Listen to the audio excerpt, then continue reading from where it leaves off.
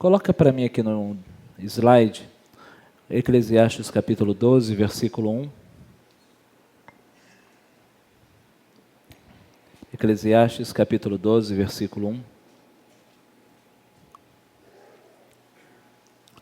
Lembra-se do seu Criador nos dias da sua juventude, antes que venham os dias difíceis, e antes que se aproximem os anos em que você dirá, não tenho satisfação neles. Preste atenção. Lembra-se do seu Criador nos dias da sua juventude, antes que venham os dias difíceis, em que se aproximem os anos em que você dirá, não tenho satisfação neles. Lembrar do Criador. Diante de alguns acontecimentos dessas 3 últimas semanas, eu fiquei meditando o que é a vida. O que é a vida? E o que vale a pena viver? Já parou para pensar? O que é a vida e o que vale a pena viver? Se você não estava aqui, venha para cá agora. O que é a vida e o que vale a pena viver? Olhando hoje, o homem é um ser muito inteligente e capaz. O homem pisou na Lua, lança sondas pelo espaço que pousam em Marte, consegue equipamentos para mergulhar nas profundezas de um oceano, risca os céus de um lado para o outro em aeronaves modernas, avanço na medicina, avanço na informática, na comunicação. Vou completar 44 anos, quando eu tinha 10 anos de idade. Se você falasse para mim que existe um aparelhinho, que você assiste um vídeo, fala com as pessoas, eu ia falar para você que eu tinha visto isso no Jornada nas Estrelas, ou Perdidos no Espaço. Era algo inconcebível, mas o ser humano fez e é capaz. Constrói carros, tantas coisas fantásticas. E vemos o homem se desenvolvendo durante a história da humanidade. O homem fez grandes edificações, pirâmides, muralhas, construiu impérios. Grandes imperadores surgiram na história. Mas mesmo com tanto conhecimento e tanta tecnologia, a maioria, para dizer todos, morreram. Se falar de Alexandre o Grande, morreu. Se falar de grandes nomes da história, intelectuais, homens inteligentes como Isaac Newton, Albert Einstein, morreram. Hoje nós aprendemos na escola a história da humanidade, a história desses homens, o que eles fizeram ou deixaram de fazer. Mas amanhã as mesmas escolas que hoje a gente senta na cadeira, também estarão aprendendo a respeito de nós. Hoje nós aprendemos a respeito do que eles foram. Amanhã aprenderão a respeito do que nós fomos. Ninguém fica nessa terra para semente. Não somos eternos neste lugar. A palavra diz que nós somos peregrinos. A palavra do Senhor no livro de 1 Pedro declara que nós somos como a flor de uma erva, de uma planta, que nasce pela manhã, vindo o sol, ela murcha e seca. O que é o homem e a fragilidade do homem perante Deus? Quando essa palavra fala, lembra-te do teu Criador, não está falando só numa questão de memória, mas de viver, de ter atitude e comportamentos que são dignos dele. É no teu melhor vigor, no melhor força, você servir ao Senhor. E hoje é o teu melhor vigor, a tua melhor força é hoje, não é amanhã. Quantos creem nisso? Se o Senhor te chamou hoje, é hoje para você servir ao Senhor com toda a tua força e teu fôlego. Não é quando você estiver num leito ou quando você chegar perto da morte e fazer uma oração, Jesus me perdoa. Ele pode até te perdoar, mas o que você deixou de fazer para Ele? Você cruzou os braços e não fez nada. Amados, com toda essa tecnologia que nós vemos hoje, com toda essa sabedoria humana, É difícil acreditar no que eles pregam aí fora, dizendo que o homem veio de um macaco. Eu não acredito que o macaco desceu do galho e deu origem ao ser humano. Eu acredito que o ser humano é a criação de Deus. Por isso que nós devemos lembrar do Criador todos os dias e saber que fomos feitos imagem e semelhança de Deus. Quando nós perguntamos para esta palavra sobre o que é a vida, ele vai responder: a vida é um dom de Deus. Fomos criados à imagem e semelhança de Deus, e Deus soprou em nossas narinas e nos deu fôlego de vida. Poucos estão entendendo e poucos estão dando glória a Deus. Esse não é o momento de movimentar para tomar água e ir ao banheiro.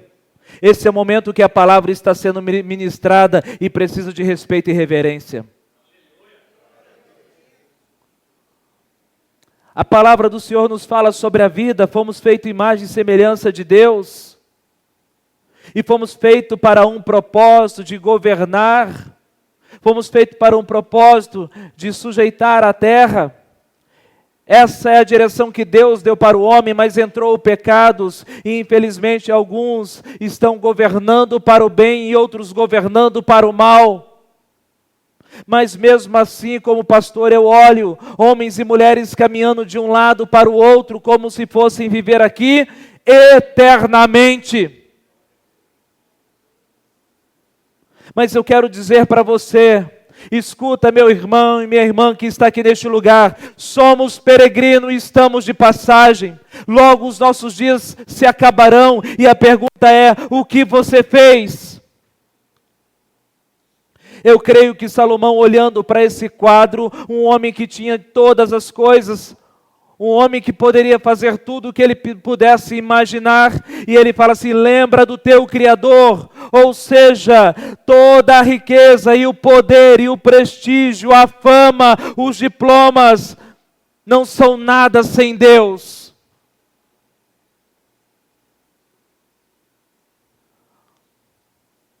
Eu conheço pessoas, já conheci pessoas que eram fervorosas, pessoas que tinham temor de Deus, mas que foram para a faculdade e simplesmente esqueceram de Deus. Se afastaram de Deus. E a pergunta é: quem é Deus para você e o que é a vida e o que vale a pena viver? Eu não consigo entender, eu não consigo imaginar uma vida sem Deus. Eu não consigo entender como o ser humano, ele vive de um lado para o outro, como se ele não fosse prestar conta de suas ações para Deus, sabendo que aqui é transitório, mas que lá é eterno. E fazendo uma reflexão sobre isso, nessas 3 semanas, eu fiquei pensando: meu Deus, a vida é frágil. Recebemos uma notícia 3 semanas atrás que o nosso irmão Wagner tinha caído de moto e começamos a orar pela vida dele. Encontrei ele lá no hospital, para glória a Deus, quebrou a perna. Pastor, glória a Deus, porque muitas vezes acidente de moto é terrível.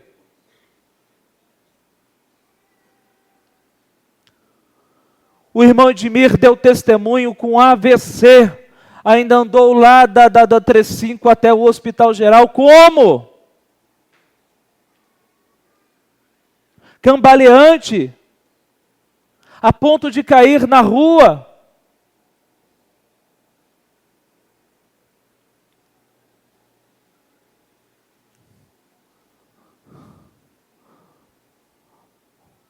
O nosso irmão Kleber, na noite de quinta para sexta, na hora de ir no banheiro na madrugada, caiu ao chão, foi levado para o hospital, é uma dor de cabeça, desmaiou, vamos ver o que é. É uma AVC. Um rapaz jovem que pratica exercício. O que eu quero dizer para você nessa noite, um dia você vai prestar conta. E o que você vai ter para oferecer diante de Deus? Os seus diplomas na parede, a sua conquista.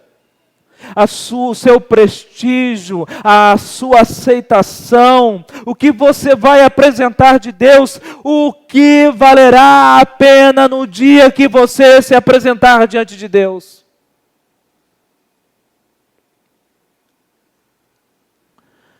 Coloca aqui para mim Mateus capítulo 19, versículo 16.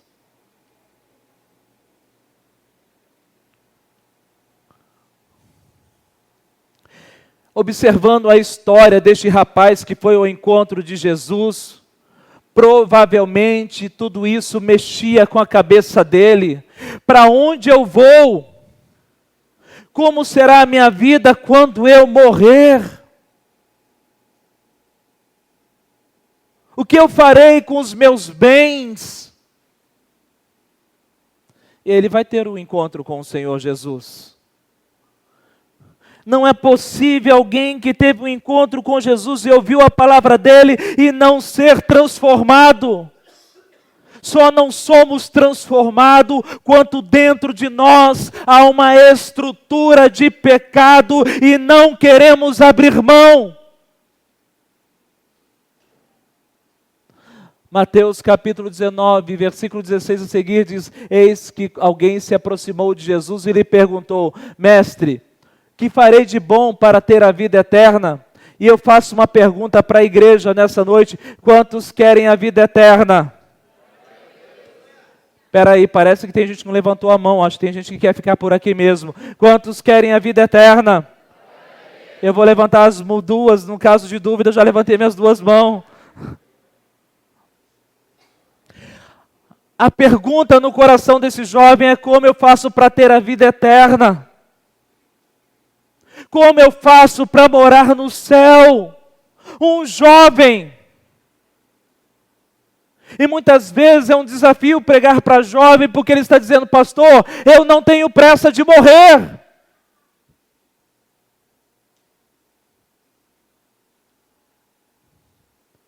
O nosso dia pertence a Deus.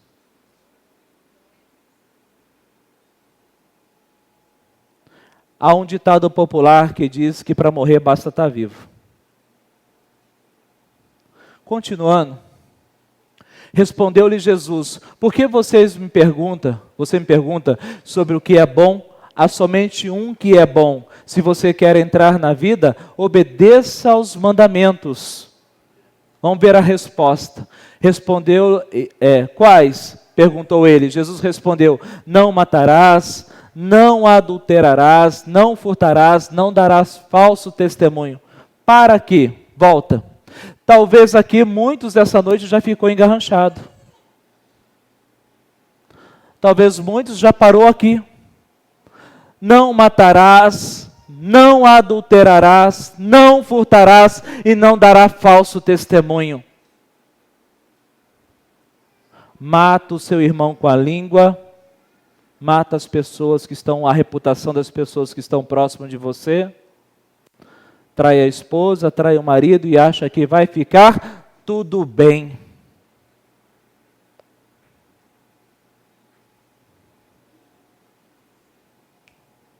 Não furtarás. Continuando, não darás falso. Deixa ali, não darás falso testemunho. Volta. Talvez nessa pergunta, quais? Perguntou ele, Jesus respondeu. Talvez a metade de nós ficaria só aqui, ó. Mas, continuando. Honra teu pai, a tua mãe e amarás o teu próximo como a ti mesmo. Tem filho que falta só arrancar o pescoço do pai e da mãe. Como que eu honro meu pai e minha mãe? Quando eu obedeço. Quando eu não ponho o dedo na cara deles. Quando eu respeito eles. Quando eu não grito com eles. Quando eu não xingo eles. Quando eu não aborreço o coração deles. E amarás o teu próximo como a ti mesmo. Tem gente que não ama até nem a si próprio, porque está se afundando nas drogas e no vício, destruindo o templo que é do Espírito Santo de Deus. Continuando. Disse-lhe o jovem: a tudo isso tenho obedecido, o que me falta ainda? Esse jovem, se fosse nos nossos dias, ele estaria pregando aqui no altar para nós. Esse jovem, se fosse nessa atualidade, nós levantaríamos e diríamos assim: parabéns!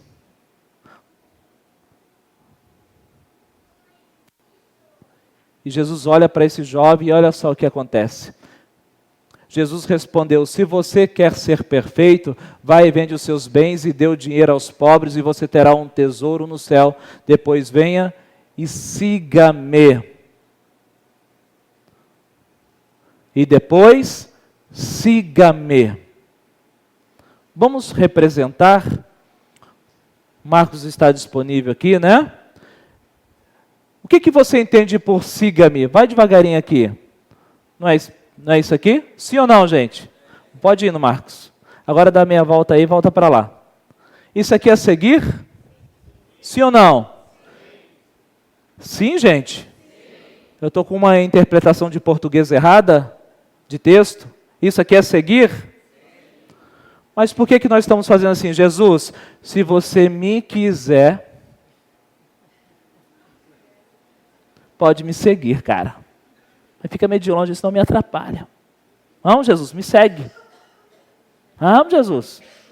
Que isso, cara? Eu sou a bolachinha do pacote. Você não pode ficar sem mim. Eu sou a gota da garrafa de Coca-Cola. Você não pode ficar sem mim. Siga-me. Queremos que Jesus se amolde ao nosso padrão de vida. Obrigado, Marcos. Se eu minto, eu quero um Jesus que me entenda que eu sou um mentiroso. Se eu cometo adultério, eu quero um Jesus que entenda o meu adultério. Se eu mantenho vício, alguma coisa, eu quero que Jesus entenda e eu quero que Ele me siga. Mas eu não quero segui-lo, porque segui-lo haverá renúncia. Coloca, por favor. Ouvindo isso, o jovem afastou-se triste porque tinha muitas riquezas. Continuando. Pode voltar. Volta a ouvir. Ouvindo isso, o jovem afastou-se triste porque tinha muitas. Se eu tirar essa palavra riqueza aqui e colocasse a sua vida, qual palavra que eu colocaria aqui? Não fala, por favor. Ouvindo isso, o jovem, né? Ouvindo isso, o irmão, ouvindo isso, a irmã, ouvindo isso, o rapaz, ouvindo isso, a moça, ouvindo isso, o casal, afastou-se triste, porque tinha muitas, não responde, só no pensamento.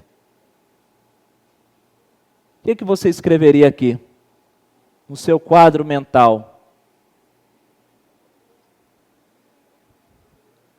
Isso aí que você está pensando, é isso aí que te leva para o inferno.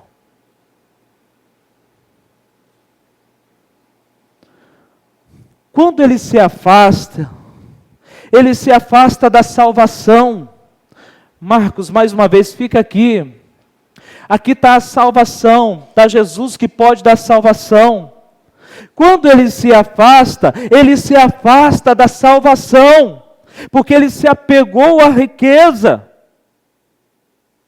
Ele prefere se afastar da salvação, mas ficar apegado à sua riqueza. Obrigado. Mas talvez nós fazemos a mesma coisa hoje, mudando aquela palavrinha que só nós sabemos. Estamos na igreja, mas a milhas de distância do Senhor Jesus. Esse jovem preferiu se afastar do que tomar uma decisão. Ele tinha tudo, mas ao mesmo tempo não tinha nada. Por quê, pastor? O que adianta você acumular todos os bens dessa terra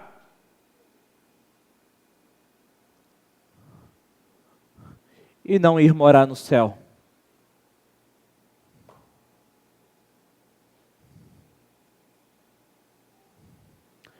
Esse jovem saiu de lá porque eu creio que ele queria receber um elogio. Como muitos de nós queremos um elogio. Que, rapaz, isso é bom, cara, você veio no culto de domingo, deixou a sua casa para fazer esse tão grande sacrifício. Um homem tão compromissado e comprometido com a televisão, com a Globo, com... Ei, no culto. Mas muitos de nós queremos esse tapinha, porque viemos no culto de domingo. A mentalidade do culto de domingo, que nós aprendemos lá na infância, ou talvez com os nossos avós, ainda permeia o nosso imaginário. E às vezes, amado, eu conversando com as pessoas, pastor, ora, porque o capeta está furioso, o capeta está querendo me destruir, o capeta está querendo destruir a minha vida, a minha família, a minha casa. Mas muitas vezes não foi o capeta que te destruiu, não. Foi as coisas boas. Sabe como? Você sonhou, orou, lutou para entrar naquela faculdade.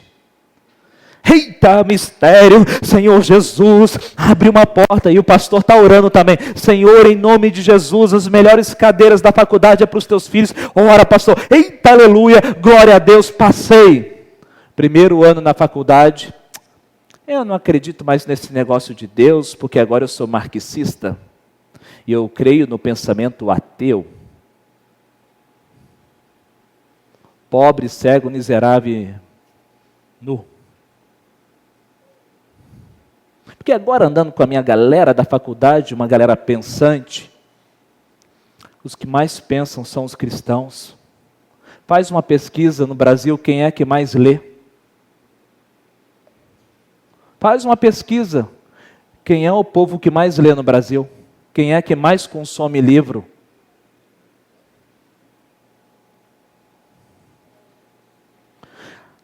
Pastor, saiu aquela promoção no meu trabalho, aquela promoção, era tudo o que eu sonhava. Agora eu não tenho mais tempo de vir na igreja. Porque você sabe, né, pastor? É muito compromisso, é muita responsabilidade. Há uma música do Judson que diz assim: foram as coisas boas que me afastaram.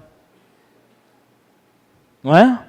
Oh, aleluia, me dá aquele carro, Senhor, me entrega aquele carro. Oh, pastor, me desculpa, agora estou passeando aí, final de semana, e cheguei atrasado, me perdoa.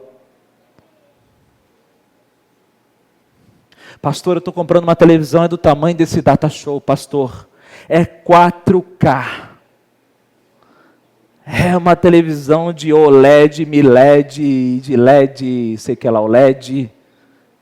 Som surround. O som começa ali e termina lá, pastor.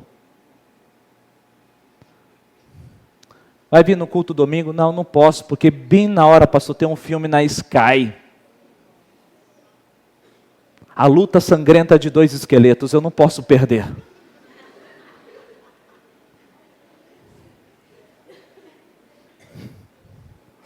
E assim vai levando a vida. As bênçãos que Deus te deu, te afastaram da presença dEle. Então que Deus quer esse? Amam mais a bênção do que o abençoador?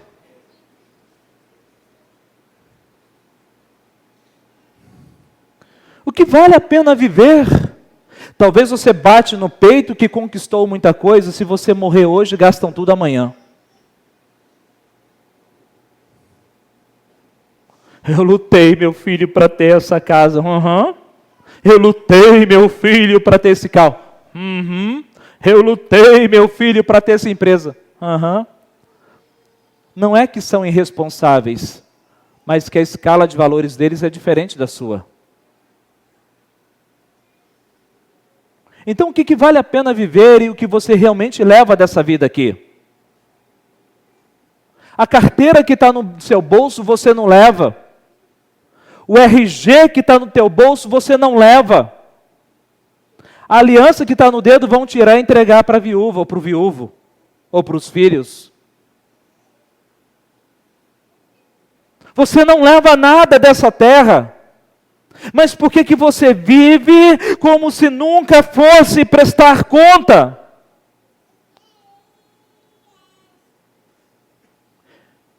Esse jovem aqui, ele virou as costas. E muitos de nós fazemos isso. Amados, a vida que nós temos, eu creio que para valer a pena viver, tem que ser para glorificar e exaltar o nome de Deus. Tem que ser para glorificar e exaltar o nome de Deus. Eu tenho que entender que ser cristão é muito mais do que estar domingo numa igreja. Aqui nós estamos para celebrar. É muito mais do que isso. A nossa vida tem que glorificar o nome de Deus. Esses dias o Eliel pregou aqui no altar. Ele é marceneiro. Ele contou o testemunho dele para nós. Eu falei, esse cara tem que pregar no culto de casais. O tempo todo glorificando Deus com as suas ferramentas, com o seu trabalho e com a sua família. O tempo todo exaltando Deus. Chamou Deus para ser sócio do próprio negócio. Busca a direção de Deus, ou seja, a marcenaria não roubou o coração dele da presença de Deus, mas pelo contrário, o aproximou. Toda quarta-feira, alguns anos atrás, o Cleito, que está, não sei onde que ele está por aqui, está aqui. Toda quarta-feira, o Cleito e mais um pastor, um irmão e um médico, a gente ia para o Mirante orar. Toda quarta-feira a gente saía daqui 6h30, 7 horas da noite e voltava de lá 1, 2 horas da manhã depois da oração no Mirante. E esse médico é um cardiologista aqui em Cuiabá. E aí a gente orando lá, esse médico cardiologista, e a gente glorificando e exaltando o nome de Deus naquele lugar, ele poderia falar assim, eu sou médico, eu uso meu intelecto. Pelo contrário, a medicina o aproximou de Deus, porque ele pôde ver a tragédia humana sem Deus. Porque todos os dias ele tem que lidar com vidas que estão se perdendo e perecendo. Ele falou assim, Wander, quantas vezes eu tenho a oportunidade de impor as mãos e orar para Deus salvar.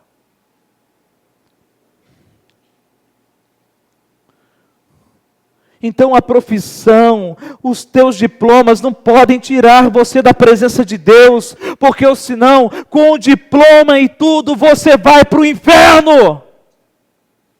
Pastor, eu tenho PhD, não tem problema, o inferno não tem problema com isso. O inferno não tem problema com PhD, o inferno não tem problema com mestrado. O inferno não tem problema com graduação, ele aceita. O inferno não tem problema com rico, com pobre. Todos os dias temos que fazer uma escolha, e qual é a escolha que você faz?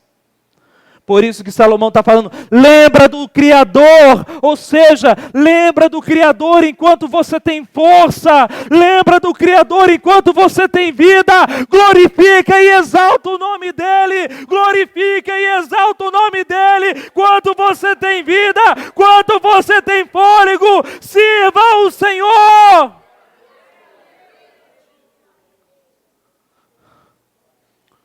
Os discípulos vendo essa cena acontecendo e o jovem virando as costas, o diálogo continua no versículo 25. Por favor, 25. Ao ouvirem isso, os discípulos ficaram perplexos e perguntaram, neste caso, quem pode ser salvo? Novamente a cena. Agora eu vou precisar aqui o Helder que está em pé, faz favor. Pode vir aqui, Marcos. Agora o Helder vai representar o jovem, né? Abre os braços aí, Marcos. Fica aqui, Helder. né? Na hora de renunciar, Helder, olha para ele agora, vire as costas e sai andando. Obrigado pela encenação. 2 grandes atores. Presta atenção agora. Os discípulos vendo aquilo ali, ficaram perplexos. Sem palavras. O cara está na frente de Jesus. Preferiu virar as costas. Neste caso, quem pode ser salvo? Quem pode ser salvo? Estamos vivendo em uma época onde a igreja tem toda a liberdade, mas com a liberdade veio a liberalidade. Dá nada não, depende. Tudo é relativo. Depende, relativo, dá nada não, é a senha que te leva para o inferno. Continuando o diálogo, olha aqui a conversa. Jesus olhou para eles e respondeu: para o homem é impossível, mas para Deus todas as coisas são possíveis. Por que ele estava dizendo isso? O homem sozinho não consegue se salvar, mas através de mim, através de Deus, do sacrifício na cruz, ele pode ser alcançado. Ele pode ser alcançado, amém? Mas isso eu tenho que entender e abrir o meu coração. Eu tenho que renunciar. Continua. Então Pedro lhe respondeu: nós deixamos tudo para seguir-te. Que será de nós? Olha essa frase. Nós deixamos tudo para... Nós deixamos tudo para... Deixamos tudo. E como eu disse para você, nós estamos vivendo numa época que cada um quer que Jesus se amolde ao seu contexto de vida. Que Jesus se amolde dentro da sua realidade. Estamos vivendo numa época de... Como eu vou dizer para você? Nós temos conversão e convencidos. Estamos vivendo uma época de convencidos. O que são convencidos? Pastor, se o senhor apertar o discurso, eu nunca mais venho aqui. A palavra da cruz, ela é afronta para a mente humana. O que será de nós? O que será daqueles que abriram mão de tudo? Pastor, então não quer que eu faça faculdade, não quer que eu trabalhe? Não! Mas eu quero que você seja um homem, uma mulher de Deus naquele lugar. A palavra diz que Jeová Nissi é a nossa bandeira. Jeová Nissi é a nossa bandeira. Levante a bandeira na tua faculdade. Levante a bandeira no teu trabalho.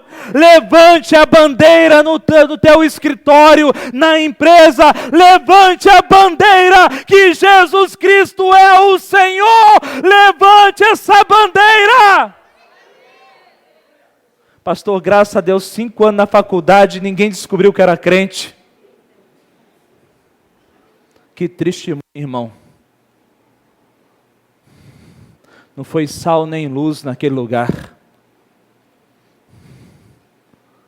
É isso que nós esperamos de você, que você viva intensamente para Deus, em tudo aquilo que você for fazer. Que será de nós? Jesus lhes disse: digo-lhes a verdade, por ocasião da regeneração, pode continuar. E todos os que tiverem deixado casas, irmãos e irmãs, pai, mãe, filhos ou campos, por minha causa receberão 100 vezes mais e herdarão a vida eterna. Quantos podem dar glória a Deus? Espera aí, a Bíblia está falando agora para deixar a minha casa? A Bíblia está falando que eu devo deixar os meus pais? A Bíblia agora está falando que eu devo deixar os meus negócios? Não! A Bíblia está falando que Jesus é a prioridade na sua vida. Buscai primeiro o reino de Deus, e as demais coisas vos serão acrescentadas. Glória a Deus.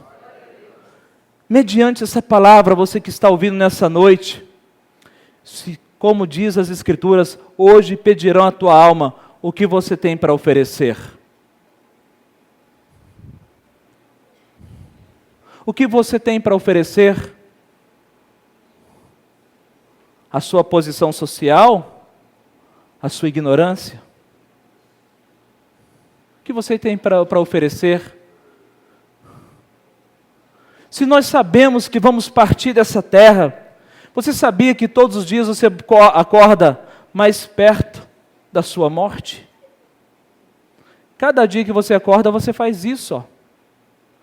Isso. Cada mês e ano, até chegar. Então, como vale a pena viver? Será que vale a pena viver brigando? Discutindo? Revoltado? Cheio de rancor, de ódio, com falta de perdão? Não tem paz para colocar a cabeça no travesseiro? Será que vale a pena uma vida dessa? Olha para dentro de si nesse momento. Talvez sai daqui, sai brigando com a esposa, sai brigando com o marido.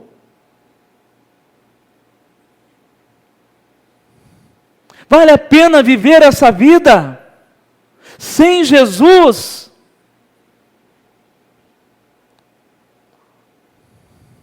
Um grande vocalista de uma banda de rock and roll dos anos 70, ele declarou, após a sua conversão: observei os artistas que estavam próximos de mim. E que após grandes conquistas, ainda continuavam com um vazio dentro de si.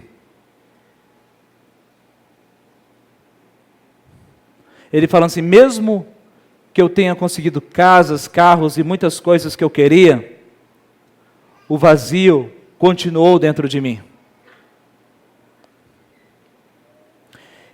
Ele falou assim, havia um buraco no meu coração. E esse buraco que estava no meu coração era do tamanho de Deus. Somente Ele podia preencher. Glória a Deus. Essa semana agora eu e Eliel sentados junto conversando. A gente falou assim, não consigo compreender, não cabe na cabeça. Não consigo entender como que o ser humano se afasta de Deus. Como o ser humano passa pela cabeça que ele fosse vir aqui a eternidade. Ontem aqui na igreja, nas 4 horas de adoração, a igreja estava linda. Ninguém deu glória a Deus. Cheio de pessoas que ficaram conosco 4 horas adorando o Senhor, intensamente, sem interrupção. 4 horas os meninos tocando sem parar, e os irmãos orando e a gente orando junto. E eu orando e pensando, eu falei, Senhor, eu prefiro estar aqui 4 horas aqui do que estar num leito de hospital. E muitas vezes as pessoas acham que é bobagem. Mas não é bobagem você assistir um filme de 3 horas lá no cinema. Um monte de coisa que você faz que não poderia colocar aqui no Data Show, você não acha bobagem.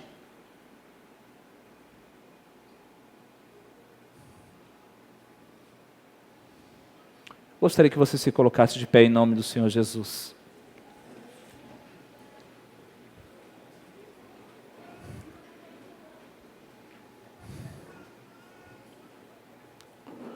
Hoje pedirão a sua alma o que você tem para oferecer. Escuta, eu não estou aqui para pregar para você uma teologia do medo, Mas eu estou trazendo aqui uma palavra de exortação e dizendo: acorda! Acorda, igreja! Cara, você está aqui agora, amanhã eu vou comprar um carro, amanhã eu vou comprar uma casa, amanhã eu vou entrar na faculdade, e hoje você cai no chão, o coração para de funcionar agora. O que você faz? Não, eu não posso, pastor, eu tenho muito trabalho. Não, eu não posso. Puf! O que você faz?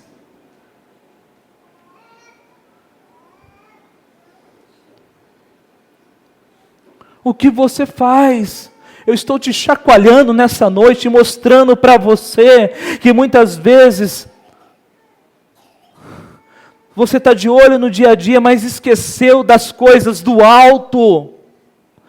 Aqui é transitório e passageiro, mas lá é eterno. Alguma coisa tem que mudar dentro de nós.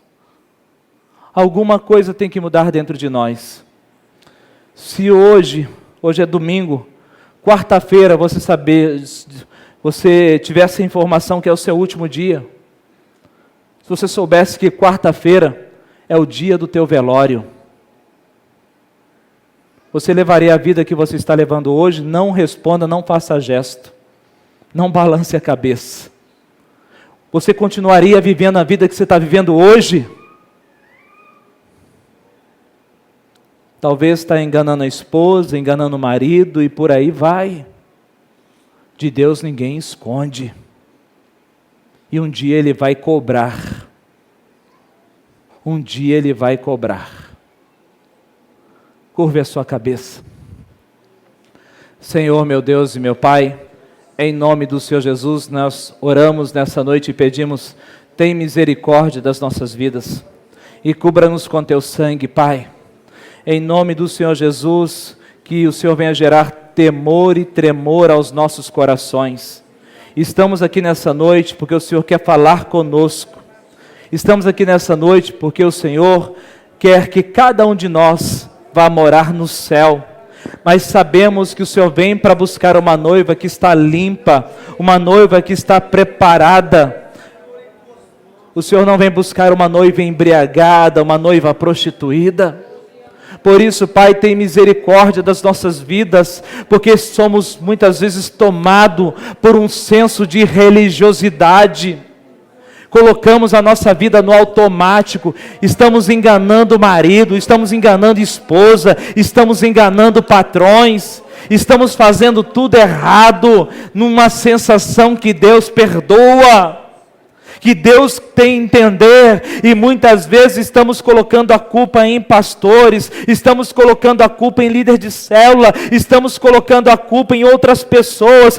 Os irmãos não me cumprimentou, os irmãos não falou comigo, mas na verdade não enxergamos a miséria que estamos vivendo. Algo tem que mudar em nós, algo precisa mudar. É nós que temos que seguir o Senhor, e não o Senhor seguir a nós. É nós que temos que tomar uma decisão de renunciar para te seguir. Não é o Senhor que tem que renunciar. Na verdade, o Senhor já renunciou quando morreu na cruz do Calvário. Hoje quem precisa tomar uma posição somos nós.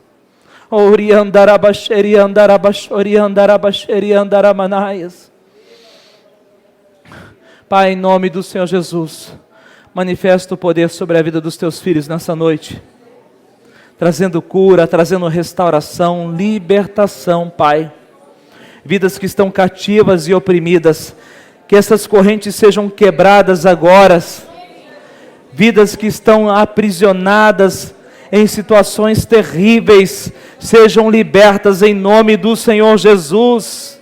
Em nome do Senhor Jesus, meu Deus, liberta esta vida de cadeias e prisões na alma, Senhor. Transforma esse coração, Pai. Manifesta o teu poder, Senhor, em nome de Jesus. Em nome do Senhor Jesus.